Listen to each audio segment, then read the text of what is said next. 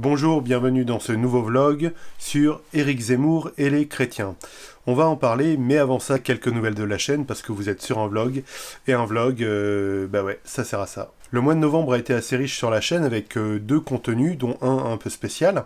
Alors le contenu un peu spécial que vous pouvez retrouver, je vous le mets dans les fiches et dans la description, c'est le vlog que j'ai fait sur le synode régional de l'Église protestante unie de France. Donc avec même quelques interviews de pasteurs, alors très courte interview parce que bon, on a été interrompu par une reprise de séance, mais une interview de Samuel Amédro, donc le président de région. Et si vous connaissez pas un synode, c'est une petite immersion. Alors, je donne aussi mon avis, qui n'est que le mien, et ça permet de découvrir un peu tout ce qui s'y passe. Il y a eu aussi la sortie d'un nouvel épisode de In Principio. Comme vous le savez, on est en ce moment sur une série cohérente, donc qui part d'Adam et qui va jusqu'à Abraham, donc d'Adam à Abraham. Et après un premier épisode d'introduction, là on attaque le jardin d'Éden, comme je dis dans la vidéo, là où tout commence. Avec plusieurs choses, d'où vient le terme paradis notamment, qu'est-ce que le jardin d'Éden, pourquoi les 4 fleuves, pourquoi ces pierres précieuses, etc. Diverses hypothèses quant à sa localisation. Tout ça, on le voit dans la vidéo que vous retrouvez dans les fiches et dans la description. Je profite aussi de ce vlog pour faire mon auto-promotion, donc c'est presque une vidéo sponsorisée par moi-même, si je puis dire. Voilà, donc comme vous savez sans doute, j'ai sorti un album de musique électronique, ambiance années 80-90, qui rappelle les salles d'arcade et qui s'appelle du coup Arcade. Donc les quelques ventes là ont permis donc de faire un petit don quand même pour mon église, donc c'est assez sympa. Mais les ventes continuent, donc si vous voulez vous le procurer, donc c'est sur le site juliensono.fr. Je vous mets ça dans la description de la vidéo pour vous procurer l'album. Voilà, je précise, ça permet de bénéficier à un projet d'église beaucoup plus que les écoutes sur Apple ou sur Deezer ou sur Spotify. Alors, merci beaucoup vraiment aussi si vous avez écouté sur les plateformes de streaming l'album. Hein.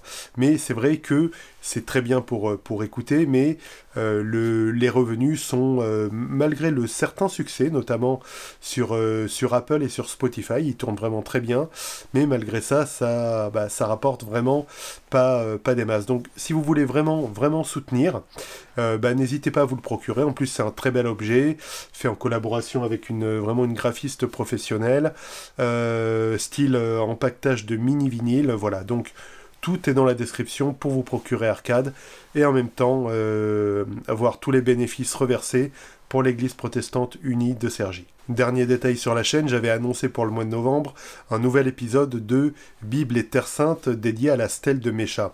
Alors, c'est écrit, mais j'ai pas eu le temps de le tourner. J'ai préféré au niveau contenu privilégier tout simplement l'actualité, à savoir le vlog sur le synode de l'Église protestante unie de France, région Île-de-France. Voilà, c'est l'épisode sur la stèle de Mécha va sortir en principe pour le mois de décembre. Et d'ailleurs, je pense que ce sera bien le seul contenu en décembre avec ce vlog, vu le travail par ailleurs que j'ai à faire. Trêve de bavardage, on en vient à ce pourquoi vous avez, je pense, cliqué sur ce vlog, Zemmour et les chrétiens. J'ai eu envie en fait de faire cette vidéo spécifique, parce que j'ai vu que beaucoup d'amis, chrétiens donc, soutenaient ouvertement Éric Zemmour. Je le dis tout de suite, je le précise, je ne veux pas du tout faire de jugement de valeur, je suis pas là pour vous dire pour qui voter, pourquoi voter, c'est pas du tout l'objet de la vidéo. Comme vous le savez, Éric Zemmour a fait sa déclaration de candidature sur YouTube avec quelque chose qui, moi, me parlait beaucoup parce qu'il se trouve que c'est un de mes airs classiques favoris, le deuxième mouvement de la 7e symphonie de Beethoven, qui est vraiment un thème magnifique, moins connu, peut-être un peu moins connu que la 5e ou la 9e, mais que je trouve fantastique. Donc c'est vrai qu'il y a ce rappel sur l'image, avec le gros micro apparent, les papiers apparents, ce rappel de l'appel de Gaulle, mêlé à Beethoven.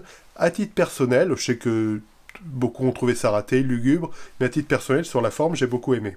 Ce que je trouve étonnant avec cette candidature, c'est la sympathie de beaucoup d'électorats chrétiens, notamment un électorat chrétien traditionnaliste, comme d'ailleurs le montre un article de La Croix que je vous mets dans la description, parce qu'il y a en fait rien de chrétien chez Zemmour. Enfin, pas plus chez Zemmour, je veux dire, que chez d'autres candidats. J'avais déjà eu l'occasion de le dire, mais dans un ouvrage Le Destin français, il avait dit cette phrase, qu'il a jamais abrogée à ma connaissance: « Je suis pour l'Église, mais contre le Christ ». En gros, pour lui, il y a cette structuration de, vous savez, de l'Église millénaire qui structure la société avec des valeurs, donc ça, ok, mais il n'y a rien de spirituel. Du coup, il n'y a pas plus de spiritualité chrétienne chez Éric Zemmour que chez d'autres candidats, voire une certaine antipathie d'Éric Zemmour pour ce qui fait vraiment le cœur de la foi chrétienne, à savoir le Christ lui-même. Bien entendu, moi je suis une toute petite chaîne YouTube avec 1600 ou 1700 abonnés, que je salue d'ailleurs.